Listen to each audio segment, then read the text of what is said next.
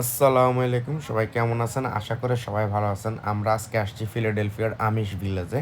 এখানে হচ্ছে আমাদের নিউ ইয়র্কের বা আমেরিকার যে সাধারণ মানুষগুলো থাকে এদের থেকে এরা হচ্ছে আলাদা। এদের সব কিছু এরা নিজেরা তৈরি করে এবং নিজেরাই ব্যবহার করে।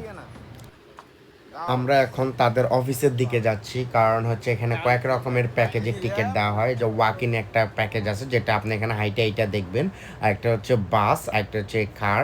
সো যার যেটা পছন্দ সেই পছন্দ অনুযায়ী টিকিট নিতে পারবে। এখানে বাস ছাড়ার টাইম দেওয়া আছে। Thank you.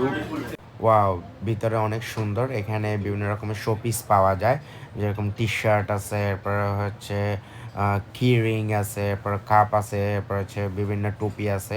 যার যেটা মন চায় সে সেটা নিতে পারেন।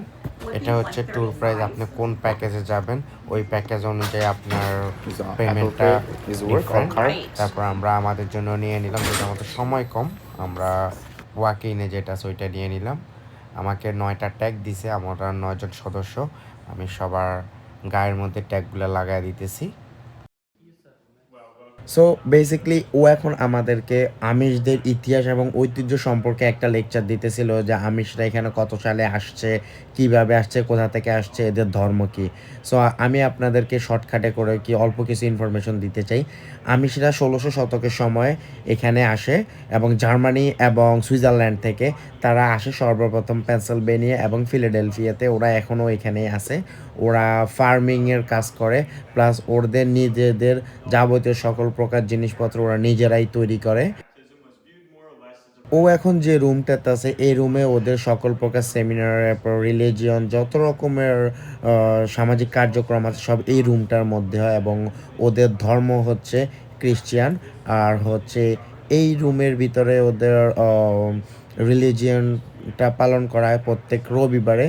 30টা ফ্যামিলি আসে একবারে, এরপরে ওই 30টা যাওয়ার পর আবার 30 আসে, এইভাবে এরা এই রুমের ভিতরে সব কিছু পরিচালনা করে।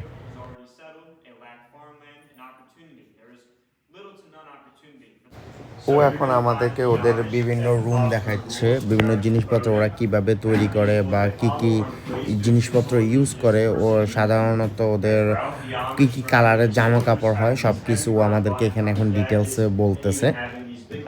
আমি সেটা সাধারণত সেলাই করা জামা কাপড় কম ব্যবহার করে, তারা পিন মারা জামা কাপড়ই বেশি ইউজ করে। এখানে দেখা যাচ্ছে, এখানে যে সাদা জামাটা দেখা যাচ্ছে, এই যে এটা হচ্ছে মেয়ের জামা। এই জামা যে মেয়ে পরবে তার মানে ওই মেয়ে বিবাহ উপযুক্ত, সে বিয়ের জন্য ছেলে খুঁজতেছে। আর তাদের ম্যাক্সিমাম জুতা এবং টুপি সব কিছু কালোই হয় এবং চামড়ার হয়। জানালার পর্দার কাপড় সাদা এবং কুচির মানে হচ্ছে এই রুমে বিবাহিত এবং গর্ভবতী মেয়েরা থাকে। কিচেনে সব কিছু ইলেকট্রিক, বাতাসের মাধ্যমে যে বিদ্যুৎ উৎপাদন হয় ওইটা দিয়ে তারা কিচেনে সব রান্না বান্না পরিচালনা করে।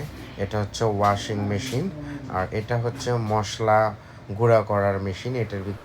এরপর আমরা চলে আসলাম প্রাণী দেখতে। এখানে বিভিন্ন রকমের প্রাণী আছে। কি এখানে যে সুন্দর একটা প্রাণী ছোট আছে ঘোড়া। তাদেরকে খাওয়ানোর জন্য খাবার পাওয়া যায়, তবে খাবারগুলো ফ্রি না, আপনাকে টাকা দিয়ে কিনতে হবে। আমিও এদেরকে খাওয়ানোর জন্য টাকা দিয়ে খাবার কিনছি। তারপরে আমি যাচ্ছি একটা ঘোড়াকে খাওয়ানোর জন্য, দেখি সে খায় কি না। আমার একটু ভয় লাগতেছিল, আমার একটু ভয় ভয় লাগতেছিল, বাট দেখলাম যে সে পুরোটা খাইছে। খুব ভালো লাগছে। পরে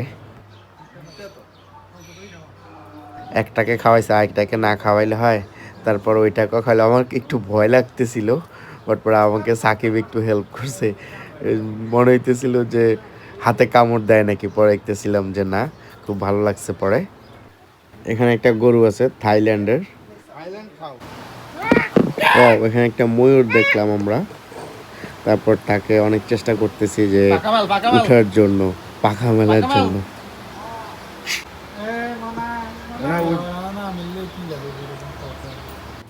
অনেকক্ষণ চেষ্টা করার পর তারপর আমরা তাকে উঠাইতে সক্ষম হয়েছি।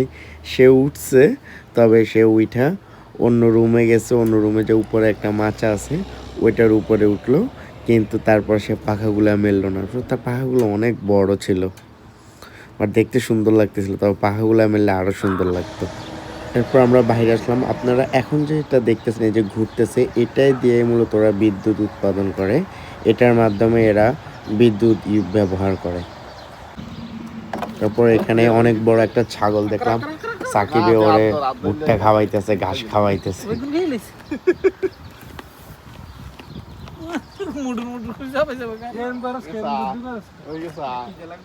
ও এই জায়গাটা অনেক সুন্দর ছিল। এখানে অনেকগুলা ঘোড়ার গাড়ি ছিল। যে গাড়িগুলো ওরা সাধারণত বাহিরে ইউজ করে যাতায়াতের জন্য। এখন আমি তাদের স্কুলে আসছি। এই এরিয়াটার ভিতরে সব কিছুই আছে। সো দেখি ভিতরে স্কুলটা কীরকম। Thank you. ওয়াও, Oh, সুন্দর thank you আছে। so much. ছোটোখাটো একটা স্কুল। এখানে ওরা ওদের শিক্ষা কার্যক্রম পরিচালনা করে। তো এটা হচ্ছে গ্যারেজ। এখানে ঘোড়ার গাড়িগুলো নষ্ট হয়ে গেলে বা কোনো সমস্যা দিলে তারা এখানে এসে এগুলো রিপেয়ার করে।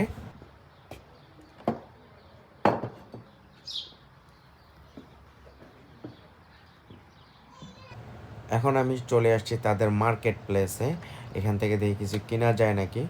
এদের সব কিছুই অর্গানিক, তাদের নিজস্ব ফার্ম থেকে সব কিছু তারা তৈরি করে। তারপর আমি তাকে জিজ্ঞাসা করলাম এখানে কি অর্গানিক মধু পাওয়া যায় নাকি, তখন সে আমাকে ডাইরেক্ট র হানিটাই দেখায় দিল। আমরা অনেক কিছু কিনলাম এখান থেকে বাসার জন্য। Comes right out of the hive and they put it into the jar. Yeah? আমাদের সব কিছু ঘোরা শেষে যা বুঝলাম এইখানে একটা ছোটোখাটো একটা এরিয়া নিয়ে তারা তাদের সংস্কৃতি এবং ঐতিহ্যটাকে নিয়ে এখানে একটা এরিয়া করছে। তারা কিভাবে তাদের জীবনটা সারভাইভ করে সব কিছু এই এরিয়ার মধ্যে আছে। সো আমার ভিডিওটা কেমন হয়েছে অবশ্যই আপনারা আমাকে কমেন্ট করে জানাবেন, এবং যদি কোনো প্রশ্ন থাকে অবভিয়াসলি কমেন্ট করবেন এবং লাইক শেয়ার দিয়ে পাশে থাকবেন। Thank you.